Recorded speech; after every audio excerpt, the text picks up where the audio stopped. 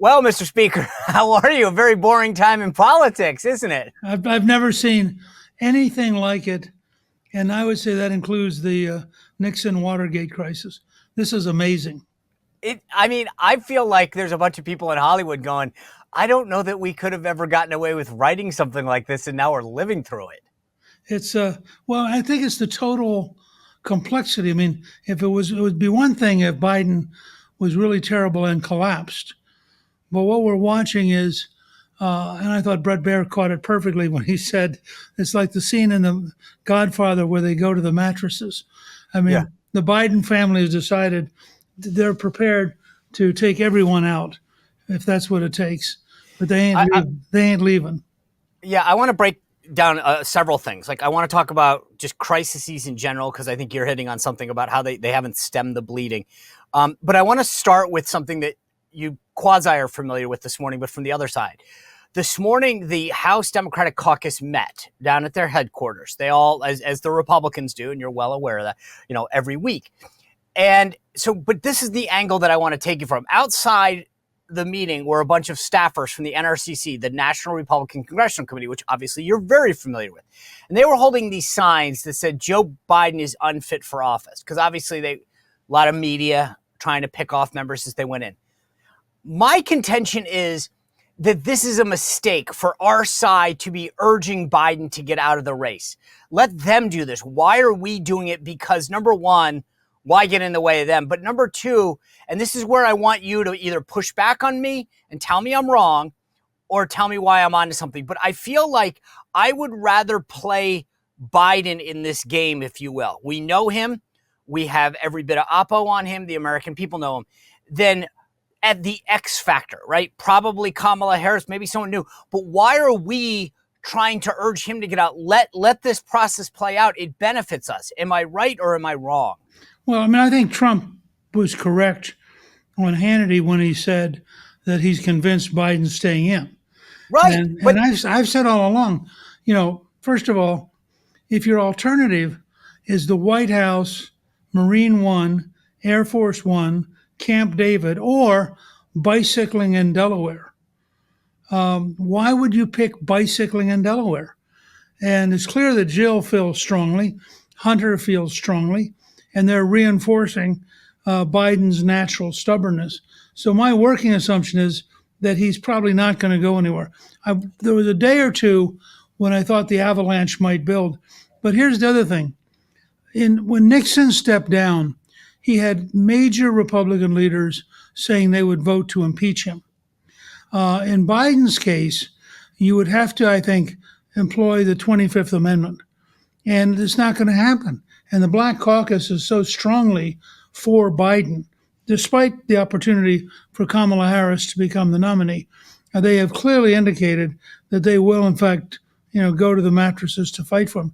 So my view would be the less we say, the more we allow it to roll out. And Trump has been remarkably disciplined for the last week. Best week he's had. And just let it roll out. Let the New York Times every other day write an attack piece. Let the Wall Street Journal every day write an attack piece. And let the Washington Post every third day write an attack piece and see how it plays out. Biden's not going to get any stronger.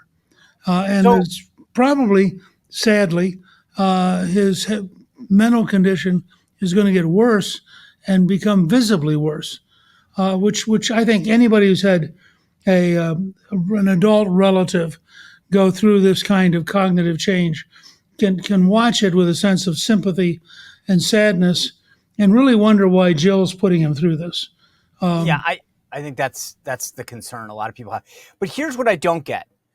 This morning, James Carville, who, long-standing political operative, writes in the New York Times, and this I want to read directly from this so we're not mincing words. He says, "Mark my words, Joe Biden is going to be out of the 2024 presidential race.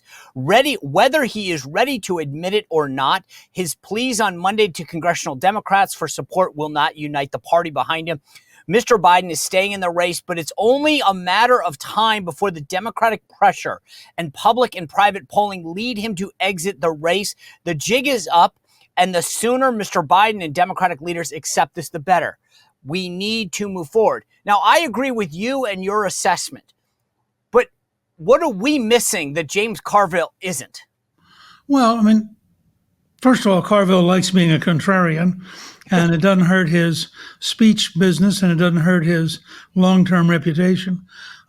Second, I think he, in his mind, he has a dynamic vision that we're going to see more mistakes, and that, day by day, people are going to realize, this guy couldn't possibly serve 4 years.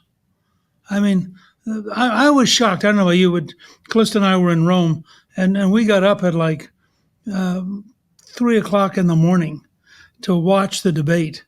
And I thought, from our side, if Biden made 2 or 3 mistakes in 90 minutes, that would be pretty good for our team. I was stunned and frankly felt bad about the total collapse of that debate. I've never seen anything like it.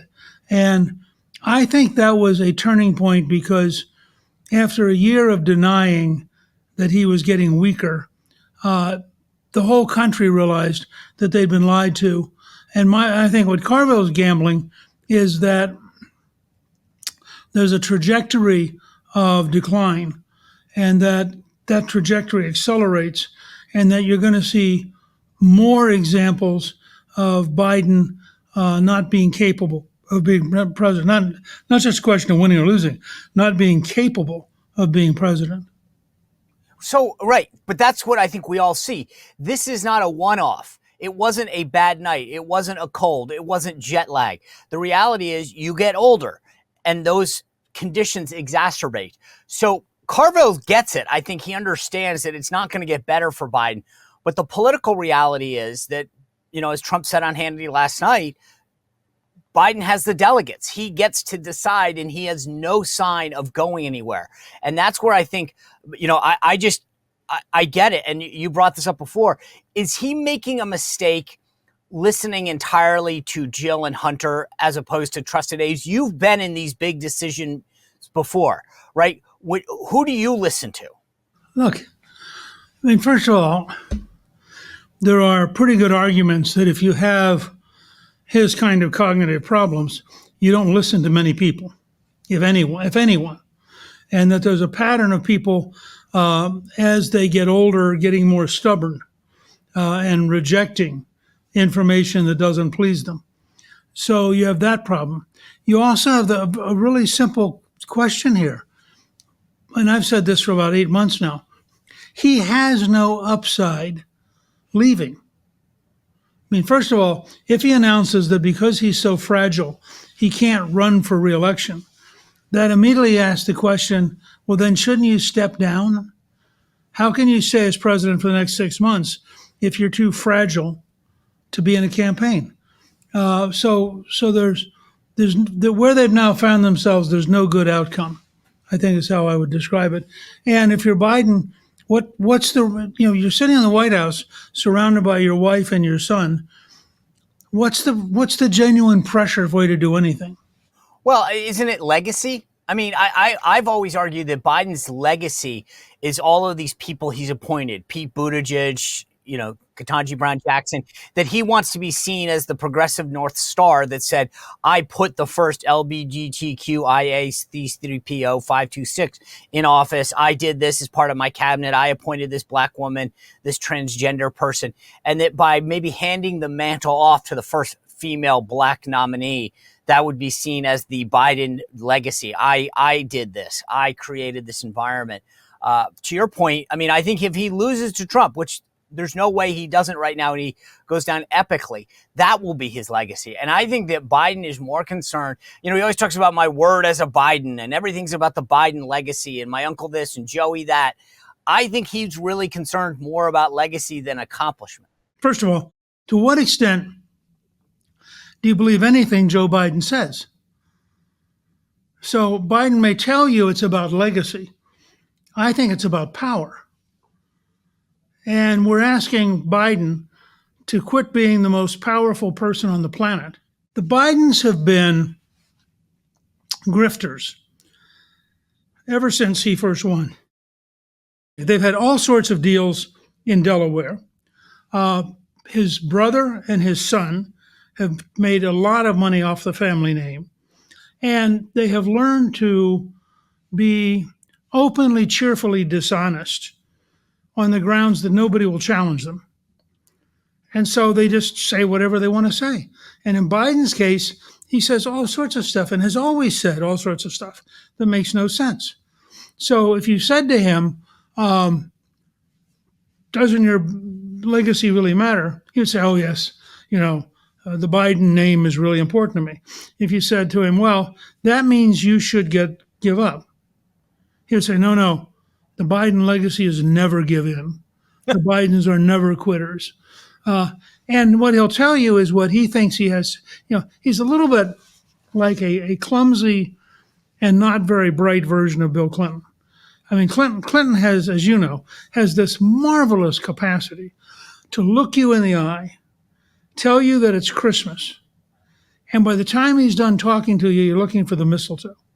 And it's all a lie. It's just, but he does it so well that you kind of like being part of the dance. Well, Biden has the same characteristic of dishonesty as Bill, but he has none of the skills. And so in the end, I think what you have is a tired old man who is less and less capable of doing things, whose wife and son both tell him you're doing great. And most of his senior staff, remember, their power and their money come from being his people. So most of them are saying, we can get there.